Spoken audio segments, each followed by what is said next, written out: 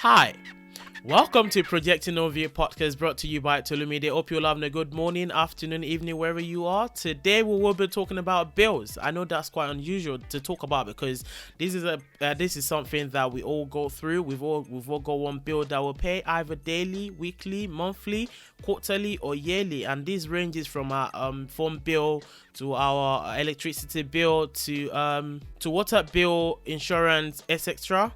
And because we know these bills are coming up, we already plan for them when they're going to be taken out from our bank accounts, either by direct debit or we just pay for them when it's due. But today we will be talking about the bills that we do not plan for. These are bills that get taken out from our accounts. These are bills that when we need to pay for them, we get upset because we've not planned it, we've not budgeted it, we've not made plans for them to be taken out of our accounts. If you live in London, you're able to resonate a lot more with this topic because there's no day like you go out in London that you don't have to pay for something. If you drive on the streets, if you go through London, central London, you're paying for congestion charge. If you're going through Dartford, you're paying for Dartford charge. They're trying to introduce another charge if you're going through Blackwall Tunnel. I hope they don't do that. These are part of the things that we will be talking about. The first type of unplanned bill is fines or are fines. So these are things that you haven't even planned for. When you're making your budget at the start of the month, you know that I didn't put this. I'm not going to be putting a fine as part of the bill because I don't know. I don't plan to be fined for nothing. So you get fined either for parking, or you get fined for going through congestion zones, or you get fined for going through bus lanes. Well, that happened to me just about a few weeks ago. And that was just not planned. So you get fined for so many things. Let's say, for example, you've popped into the corner shop and you're trying to find that, when you're trying to find out parking space, but you just couldn't find any. The next available thing you've seen is like a double yellow line or single yellow line, where you're like, do you know what? Let me just quickly put my car here, go into the shop quickly. And whilst you even parking your car, you're looking around for all these parking attendants to see if they're coming around, but you can't find anybody. You're just thinking, I'm just getting a pint of milk, so let me just run to the shop and come out. And before you know it, you get slapped £80 ticket. And the funniest thing about that is they tell you that you're going to get a discount on top of what you're going to pay if you pay that within 14 days. How can you tell me that I'll be getting a discount on top of my money that I will be paying for things I haven't planned for? But unfortunately, you have to do it, because if you don't, it gets escalated, and then you end up probably going to court or probably having to pay that fine. And that really upsets so many people. I feel like there's a lot more people that pays a lot of fines in London, because everywhere you go tonight, either there's speed cameras or there's bus lane cameras or there's just cameras everywhere. Even now you're walking, we don't know. Walking on the street might even involve you having cameras on the street, that if you're crossing the road now, if you're not crossing the road on the pedestrian crossing, you might start getting fines sooner or later.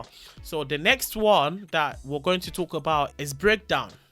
I'm not talking about relationship breakdown. I'm saying, well, not relationship breakdown, but I'm talking about car breakdown. A lot of motorists do pray silently, subconsciously, that their car should never break down. Reason is because when the car breaks down, you don't know what you're going to do. Even the first thing that comes to mind is, how am I going to fix it? When you're driving your car and all of a sudden that red sign pops up on your dashboard and you're thinking, wow, this better be like just an oil problem. I can fix that. Buy oil £20 and just put it in. But then after you bought the oil, you put it in, it's still telling you the problem is still there. It's even worse when your car just stops and breaks down on the road. Now you need help. You need people to make sure that you're out of the road because it's dangerous there. And now you've called your breakdown cover. They've come down. You're praying, God, pray this is something they can fix. But lo and behold, now they're saying to you, sorry mate, we can't fix. This is what they'll say to you. What's your local mechanic? We can take you there. Like, what's the closest place you want us to drop this car? Fam, I don't have no local mechanic. When I was planning to go out this morning, I wasn't thinking that.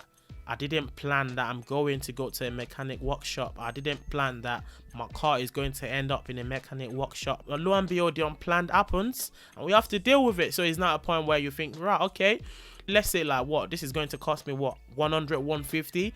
At least I'll try and spare that out of my budget or out of my earnings. And now you've gone to the mechanic workshop now, and they're trying to tell you, they're doing their job anyway, but they're trying to give you all that grammar that you don't understand when they tell you it's a shaft problem or it's a brake pad problem. Like, listen, I do not know what a shaft is, so you need to break it down. So that will cost you what, £600? Are you trying to tell me that from the beginning of this month, when I got my salary or when I got my wages, you should have told me that I needed to plan a shaft and a brake pad with that? Because there's no way on earth I'm going to get this money to fix the car. That's all come to that point where we think, do I actually need a car, to be honest? Do I even really need to drive? Like, is it that deep? Like, I need to drive a car on the road and that? You're thinking, right, I'll just get on the bus. But really and truly, you need that car because your schedule is around it. You need it for runs. If you have a school run, you need it for school runs. You need it to go to the shops. You need it for things, especially now when it's winter. You need to drive because it's cold. So that gives that sort of thought to think, don't really need a car. Well, maybe I do. At the end of the day, you have to fix the car, because if it's either you fix the car or you don't. If you don't, your insurance is going. All of those things are just things that you're thinking, do you know what? I don't want to deal with this, but at the end of the day, you have to deal with it and fix the car. The next one is meals. Going to have a meal with your friend. You know, once in a while you plan to eat out, maybe on a Saturday. You probably just do that once a month, have a eat out, you know, ordering pizza, ordering Chinese. Just order something once a month. You know, this is part of what you've planned. Or you've even planned that once a month, I'll go out with my friends. Once a month, I'll just go out and look after myself.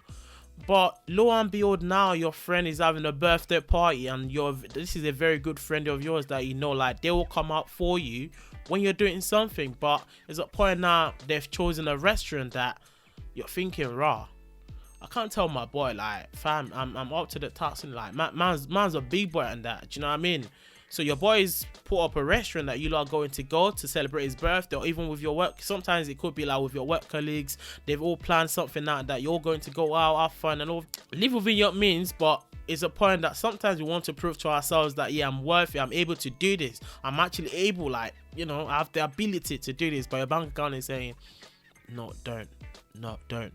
So it's a point now they've chosen a fancy restaurant, a very expensive restaurant, and you say, yeah, boy, listen, I might be there, innit? Like, I'll be there, fam. Don't worry, man, I'll be there. Trust me, 9 times out of 10, when your friend is going out, or when your friend has invited you to a restaurant, or when your work colleagues, or even wherever it may be, has invited you to go out, 9 times out of 10, we've all gone on the internet to check for what the menu is, what they have on their list. Okay, so what is this, what, £6? Okay, yeah, that's still within my means. I can still, like, cut that out. Maybe it just means that next month I won't be having to eat out. I won't be having a takeaway. I won't be, you know, going out with I won't be having a night out. I won't be doing that. It just means that this goes towards that. Do you know what I mean? So now you've planned yourself to say, do you know what, yeah, it's gonna roughly cost me what, £50 to eat out. I haven't planned it, but yeah, I have to be there for my boy. On the day now, you've gone to the restaurant, but then one of the things that you've premeditated in your mind is not on the list. They don't have it. You're not thinking, bro, I might as well just have water, because if my budget is £50 and you're saying that I need to spend extra £25, I'm not having it. Where am I gonna get that from? My boss is not gonna give me a raise. I'm not gonna ask him for that. This is what I signed up for. So a lot of times that becomes a part of the things that we do not plan for, and it just comes up. And to be honest, we end up doing this. We end up paying for all these unplanned bills. And the next one is the network and service provider. Either it's your mobile network or your service provider or your internet provider. They always have a way of taking money off you. Say, for example, your phone bill. When you got a contract, a lot of people are on contracts, and they say, okay, cool, from the start of the contract, it's like, what, £50 for an iPhone or whatever phone it is you're using. Okay, it includes me paying £50, and what is included is like unlimited internet, unlimited text, unlimited phone calls, that, all the unlimited inclusive, right?